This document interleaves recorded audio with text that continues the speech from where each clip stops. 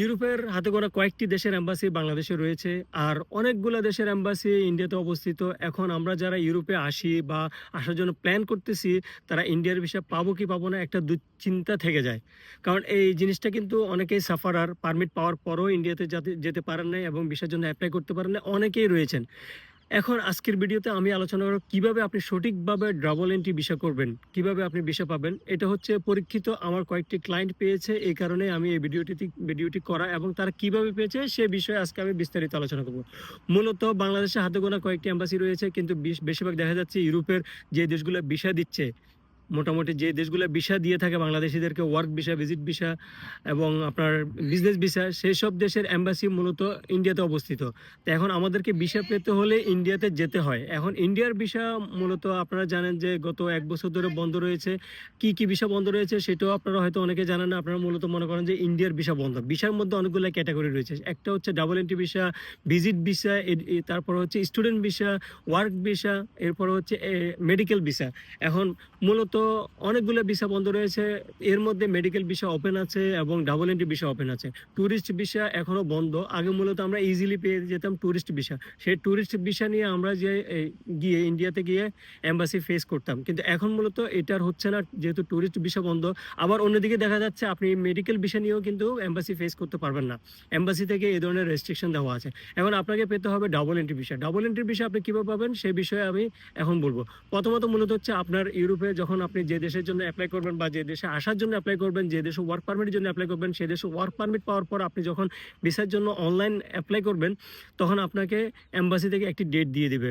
এখন আপনি যেভাবে, যেমন আমি রোমানিয়ার কথা বলি, আপনি ওইখানে যখন ওয়েবসাইট থেকে রোমানিয়ার ভিসার জন্য অ্যাপ্লাই করবেন নয়া দিল্লিতে, তখন আপনার ওয়েবসাইটের একটা পাসওয়ার্ড থাকে আর একটা ইমেল থাকে। তো ইমেলের মধ্যে আপনাকে যখন রিকনফার্মেশন দিয়ে দেয়, আপনি কিন্তু সেই রিকনফার্মেশনও পেয়ে যাবেন, অথবা আপনি ইমেলে ঢুকে আবার তাদের ওয়েবসাইটে ঢুকে আপনার যে অ্যাকাউন্টটা আছে ওই অ্যাকাউন্টে লগ ইন করে ওইখানে স্ট্যাটাস চেঞ্জ হয়, ওই পেজটিও নেবেন। এবং ওই পেজটির সাথে সাথে আপনার যে রোমানিয়ান কোম্পানি আছে ওইখান থেকে একটা গ্যারান্টি লেটার নেবেন। দেন হচ্ছে আপনার যে ওয়ার্ক পারমিট সেটা অবশ্যই দিবেন, এবং ওয়ার্ক কন্ট্রাক্ট সেটাও অবশ্যই দিবেন। দেন হচ্ছে মূলত আমি কয়েকটি পেপারের নাম বলি। প্রথম হচ্ছে আপনার ইমেল, যে আপনার এম্বাসির অ্যাপয়েন্টমেন্ট, সেই ইমেলটি, এবং হচ্ছে ওয়েবসাইটের যে অ্যাপয়েন্টমেন্টের যে চেঞ্জ হয়ে থাকে ওইখানেও লেখা থাকে, অ্যাপয়েন্টমেন্ট ডেট লেখা থাকে, ওই পেপারটি আপনি স্ক্রিনশট দিয়ে নিতে পারেন অথবা প্রিন্ট আউট করে নিতে পারেন। দেন হচ্ছে আপনার ওয়ার্ক পারমিট, দেন হচ্ছে আপনার ওয়ার্ক কন্ট্রাক্ট, দেন হচ্ছে আপনার ওয়ার্ক গ্যারান্টি, মানে কোম্পানির যে গ্যারান্টি, কোম্পানির তরফ থেকে একটি গ্যারান্টি লেটার দিয়ে থাকে, ওইটি সহ যদি আপনি এম্বাসিতে ফেস করেন, তাহলে আপনার ভিসা 99% হওয়ার মতো চান্স আছে। দেন হচ্ছে আপনি যদি এগুলাকে আরও একটু ভালো করে জমা দেন, যেমন হচ্ছে বাংলাদেশ থেকে যে কোনো একটা লয়ার দিয়ে অ্যাটেস্ট করে যদি আপনি নোটারি করে জমা দেন, তাহলে আপনার ভিসা 100% হয়ে যাবে ইনশাল্লাহ। কারণ এই প্রক্রিয়ায় আমার কয়েকটি ভিসা হয়েছে, এবং সেটি হচ্ছে ডাবল এন্ট্রি ভিসা রোমানিয়ার এম্বাসি ফেস করার জন্য।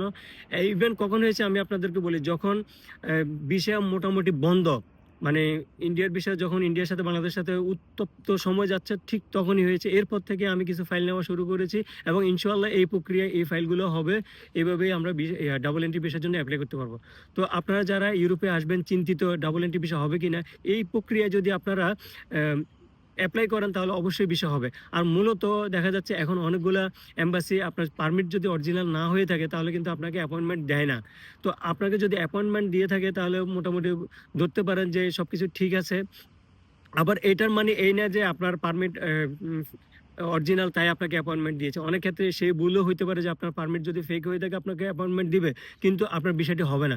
যখন ওরা আপনাকে ভিসা দিবে, তখন এই প্রক্রিয়াটি, পারমিটটি অরিজিনাল কিনা তারা ভালোভাবে যাচাই করবে, ইমেল করবে ওই ইয়েতে, কোম্পানিতে। দেন হচ্ছে তাদের এই পারমিটটি কোন ইমিগ্রেশন থেকে ইস্যু হয়েছে সেখানে মেল করবে, অথবা ওয়েবসাইটে দেখবে। এখন তো মূলত ডিজিটাল যুগ, তারা ওয়েবসাইটে দেখতে পারে। তো এম্বাসির অ্যাপয়েন্টমেন্ট দিতে কিন্তু এত কিছু চেক করে না, বাট ভিসা দিতে সব কিছু চেক করে দেয়।